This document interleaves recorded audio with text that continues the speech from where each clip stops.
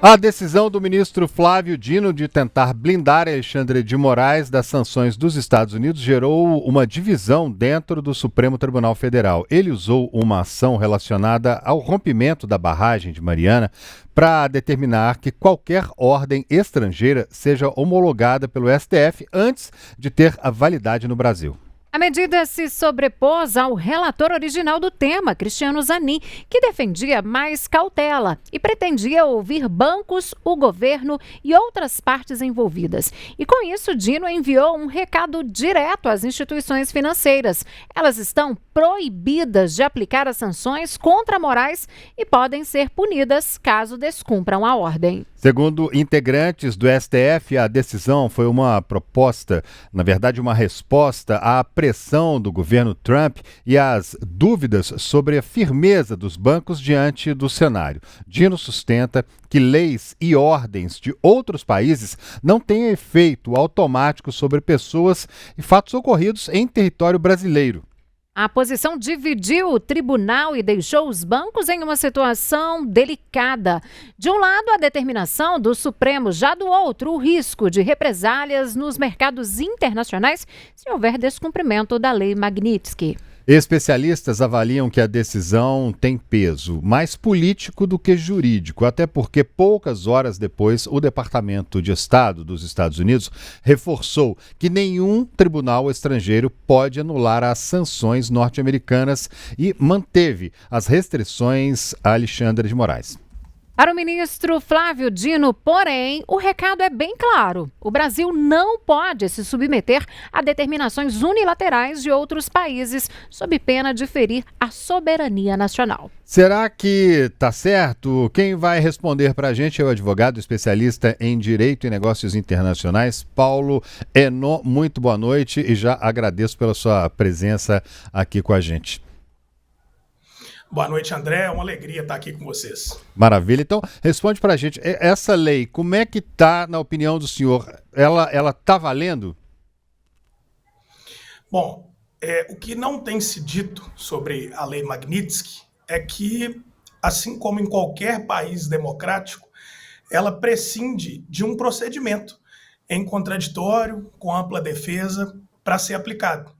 É um procedimento que tramita dentro da Agência de Controle de Ativos Estrangeiros dos Estados Unidos e que garante àquele alvo da ação, né, da Lei Magnitsky, o direito à defesa, a provar que não violou direitos humanos, a provar que não praticou nenhum ato de corrupção extremamente grave a ponto de ensejar essa sanção e que também não praticou nenhum ato contra os Estados Unidos, a soberania dos Estados Unidos, nem contra a realização de eleições livres e democráticas no seu país de origem, que são os principais objetivos da Lei Magnitsky. Ou seja, ela ainda não está valendo, a ordem ainda não está valendo, exatamente porque exige um procedimento que dá aos alvos o direito de defesa e, inclusive, permite até que a agência, em âmbito administrativo,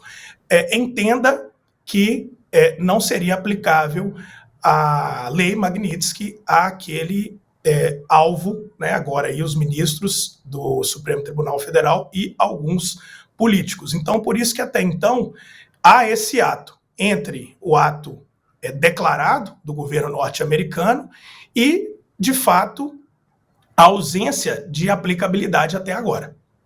Agora, Paulo, se teoricamente uma lei estrangeira não vale aqui em território brasileiro, por que os Estados Unidos continuam insistindo, portanto, em aplicar sanções contra autoridades brasileiras, hein? Síria, boa noite. É uma alegria estar aqui com você também. Obrigado por me receber no programa. E, bom, na verdade, essa lei ela tem um duplo alcance. Tanto para a pessoa que vai ser sancionada, e aí ela é sancionada dentro dos Estados Unidos, ela vai ter seus bens nos Estados Unidos bloqueado, ela vai ter seu dinheiro que eventualmente está aplicado nos Estados Unidos bloqueado, congelado, mas também tem como alvo empresas, pessoas, serviços que são baseados nos Estados Unidos e que ficam proibidos de se relacionar com essa pessoa.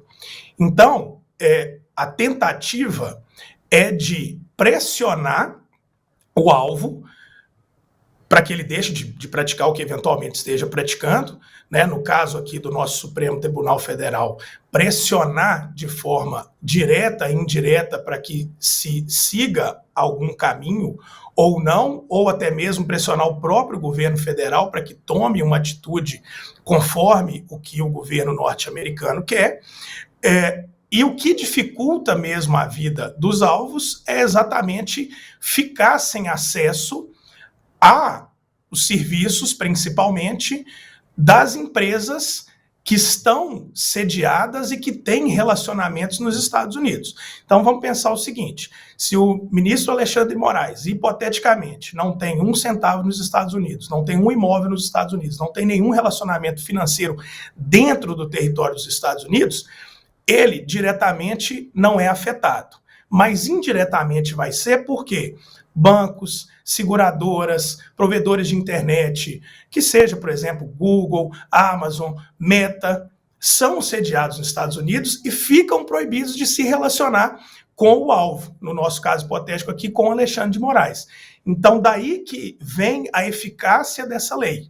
É por proibir o relacionamento das empresas que estão sediadas nos Estados Unidos de se relacionarem com as pessoas que são sancionadas por ela. Doutor Paulo, boa noite. Pegando um trecho específico da decisão do ministro Flávio Dino, desse esclarecimento que ele fez hoje, né? Ele deixou ali que, em relação a decisões expedidas por tribunais estrangeiros, permanece válido o entendimento de que essas decisões, para serem aplicadas no Brasil, elas precisam de homologação do próprio Supremo Tribunal Federal ou de outros mecanismos de cooperação. Daí eu emendo 2 perguntas. O que seria exatamente esse processo de homologação? Por que ele é importante? Mais ainda, quais as chances de homologação de uma medida, por exemplo, pela Suprema Corte Brasileira, de uma medida semelhante a essa assinada pelo presidente dos Estados Unidos contra o ministro Alexandre de Moraes, tendo diretamente o integrante do STF atingido diretamente? Luciene, boa noite para você também. Uma alegria estar aqui conversando com vocês todos. E, bom, o que o Flávio Dino disse, ministro Flávio Dino disse na sua decisão, não é nenhuma inovação. Em todo país soberano, não há possibilidade de que uma lei ou um ato do Poder Executivo ou qualquer tipo de ato estatal interfira diretamente, produza efeitos diretamente em outro país. Então, o que o Flávio Dino disse foi: aqui a regra é essa, como se fosse um lembrete, porque essa regra já existe desde os primórdios do nosso país. Só que o que ele quis fazer com isso, a meu ver, é exatamente lembrar, dar esse recado de que, olha, aqui nenhuma decisão, seja de tribunal, seja do Poder Executivo, do Poder Legislativo, vai ter vigência se não passar pelos procedimentos que já estão legalmente previstos de homologação desse ato.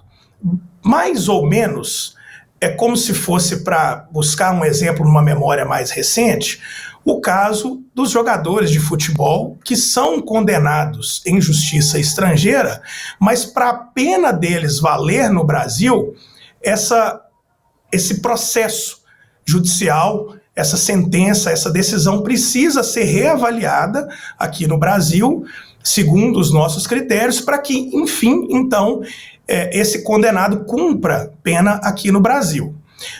Mas, relembro, realmente, talvez a lei não vá ser aplicada diretamente aqui no Brasil, mas vai afetar aquelas empresas, pessoas, os serviços que são prestados a partir dos Estados Unidos.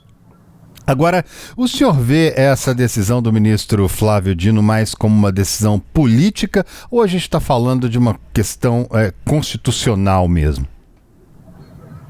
A questão, ela tem um fundo constitucional inegável, que é um dos fundamentos da nossa República. A gente, querendo ou não, está falando de soberania, porque a gente está falando de uma tentativa de ingerência de um país em outro, e aí precisa se avaliar se devido ou indevidamente, mas neste momento, dado a quadra histórica em que essas coisas estão acontecendo, em que está se desenvolvendo, não só essa decisão, mas tudo o que há de político em torno dela, sem dúvida, ela tem um contorno político, sim. Tanto tem que gerou uma reação imediata da Embaixada dos Estados Unidos. Agora, o Supremo Tribunal Federal disse que só com a homologação essa decisão, de fato, vai ter validade por aqui, né? Como você falou um pouco mais cedo. Na prática, quem é que vai pedir, de fato, essa homologação? Toda vez que nós queremos que um ato internacional produza efeitos dentro do nosso país, isso deve partir do interessado. Então, por exemplo, quando o Brasil assina algum termo internacional de cooperação, alguma coisa, por exemplo, no âmbito da ONU, da OIT, que seja, o próprio Brasil, que foi o signatário e é o interessado em fazer essa regra valer aqui dentro, faz o pedido. No caso da Lei Magnitsky, quem a está aplicando é o governo norte-americano. Logo, quem tem interesse em pedir, e quando eu digo interesse, é quem pode formular o pedido de aplicação, de vigência dessa lei aqui no Brasil, é o próprio governo norte-americano. Agora, na sua avaliação, essa reação de Washington, a gente pode dizer que foi realmente um ataque à soberania nacional, um país tentar determinar o que vai acontecer em outro, estabelecendo regras, impor uma lei a um ministro da Suprema Corte de outro país em função de o fato de o governo norte-americano não concordar com ações da justiça deste país, no caso, o nosso país, o Brasil? A política internacional, ela passa por diversas tentativas de influenciar os outros atores globais a se aliar a si ou a praticar determinado ato, assim como é na política interna. Os partidos políticos se organizam de forma a defender seus interesses, formar alianças, conseguir tirar forças daqueles que não são aliados naquele momento, que são adversários. E aí os governos, assim como os partidos políticos, os políticos, eles tomam algumas atitudes. No caso específico do governo norte-americano, nós percebemos que as atitudes são um pouco mais ousadas, nós podemos dizer assim, são cartadas que têm um pouco mais de seriedade, um pouco mais de gravidade.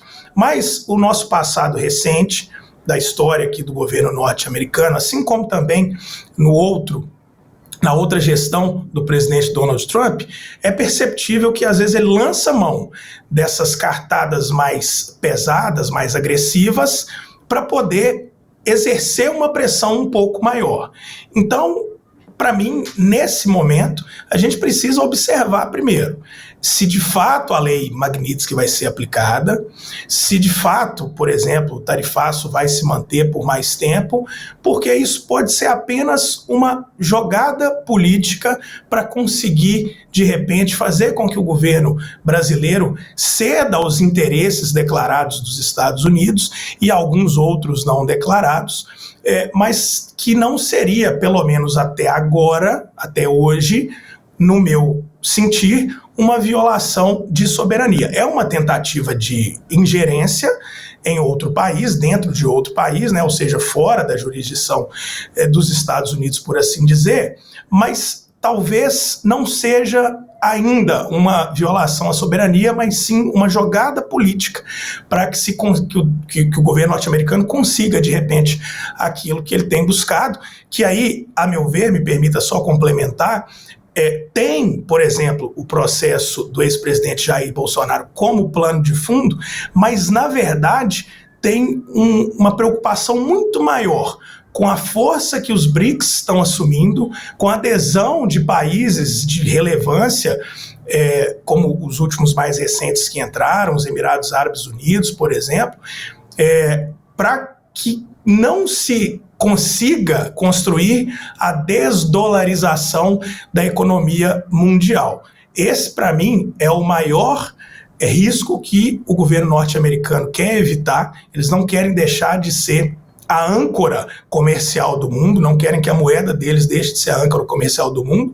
E a gente tem o governo brasileiro, por outro lado, sendo um dos maiores, se não o maior, propagador dessa desdolarização. Então, essas pressões são, pelo menos a princípio, para buscar que se reequilibre esses discursos, para vencer essa guerra comercial, para vencer uma guerra política, e não necessariamente para definir o rumo de um processo judicial no Brasil, ou necessariamente para que o Brasil venda mais ou menos disso ou daquilo para os Estados Unidos. Agora, Paulo, disso tudo que a gente está falando aqui, existe na sua avaliação uma possibilidade de se abrir uma crise diplomática aí entre Brasil e Estados Unidos, ou na sua avaliação é mais um barulho ligado à política mesmo? A crise, nós podemos dizer que ela já está aí a olhos vistos, mas que vai ser resolvida. Eu não me recordo, seja do meu tempo de vida ou até mesmo dos meus estudos, de ter uma embaixada de um país e de um país da relevância, da envergadura dos Estados Unidos, se comportando da forma como a embaixada está se comportando aqui.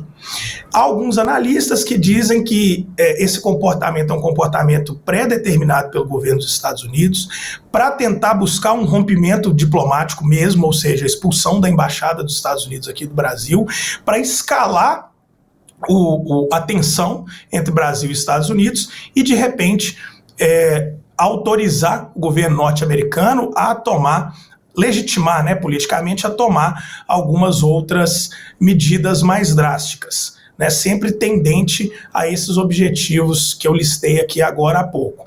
Mas eu digo que é uma crise diplomática que está aí, porque realmente a gente vê que o governo brasileiro toma alguma medida, a embaixada norte-americana critica imediatamente, num comportamento completamente atípico, para as embaixadas, de um modo geral. Mas eu vejo que esse é um movimento muito mais político, que pode sim culminar num rompimento se não houver parcimônia no tratamento dessa questão, mas eu creio mesmo que está englobado por essa arquitetura política de pressão do governo norte-americano. Agora, pelo que o senhor falou aí, dá até um certo frio aqui na espinha de imaginar, que se um governo norte-americano, essa potência toda, potência bélica, potência financeira, resolve realmente falar com a embaixada aqui para fazer bagunça dentro da casa dos outros, vamos dizer assim, para que haja algum problema, até mesmo uma expulsão, e eles possam vir depois a nos retaliar de alguma forma. A gente está falando, é importante lembrar, da maior potência bélica do planeta. Isso assusta a todos nós. Agora, tendo o fato de o governo norte-americano tomar essas medidas contra um ministro aqui do nosso país, um ministro da Suprema Corte, o mais alto poder aqui, judiciário do nosso país, a gente pode imaginar que isso em algum outro momento possa vir a se estender para cidadãos comuns, para pessoas, para um brasileiro comum, para um jornalista, para um comerciante, porque se está fazendo isso com uma pessoa lá em cima, a turma mais do chão de fábrica fica naturalmente muito mais em risco, Depois do começo dessa nova gestão do governo Donald Trump, nós passamos a observar o endurecimento das regras para a imigração. E várias pessoas tiveram visto negado, outras foram deportadas, muitas outras estão lá nos Estados Unidos correndo o risco de serem deportadas. E, para falar especificamente do Brasil, se a gente puder dizer assim, o brasileiro, a brasileira média, já sofreram algum tipo de sanção ao serem proibidos, ao terem seus vistos negados, ou seja, o endurecimento das políticas imigratórias que acabou afetando a vida daquele cidadão, daquela cidadã que muitas vezes queria fazer um turismo queria fazer uma migração de turismo e até gastar o seu dinheiro lá nos Estados Unidos.